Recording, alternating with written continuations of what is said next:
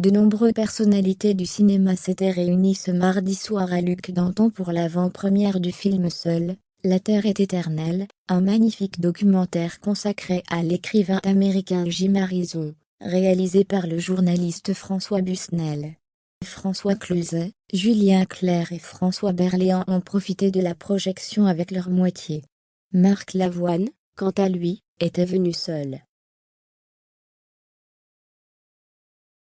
Ils étaient nombreux, ce mardi soir, à s'être pressés à la projection en avant-première du magnifique documentaire Seul, la Terre est éternelle, consacré à l'écrivain américain Jim Harrison, et réalisé par le journaliste François Busnel, normalement plus habitué au plateau de France 5, la grande librairie, qu'aux grandes plaines des États-Unis.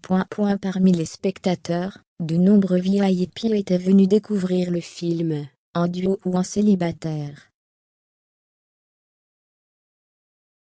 François Berléand a notamment fait le déplacement avec son épouse Alexia, relativement rare dans les médias.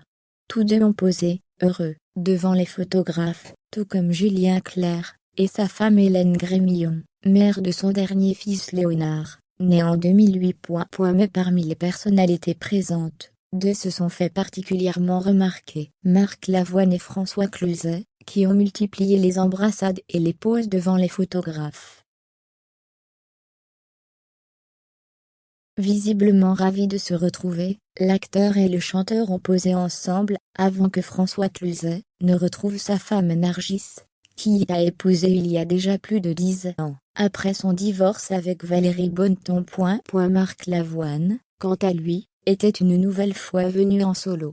Marié depuis 2020 à la romancière Lynne Papin, il n'a plus été vu avec elle depuis plusieurs mois, alimentant les rumeurs sur une passe difficile dans leur couple.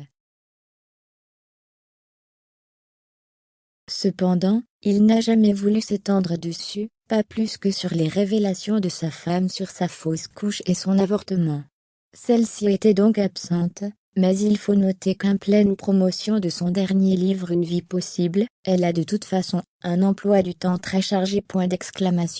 Parmi les autres invités, on a pu apercevoir la discrète Rachida Brakni, venue elle aussi en célibataire, sans son mari Éric Cantona, ainsi qu'Annie Dupré et Jacques Weber qui ont posé ensemble.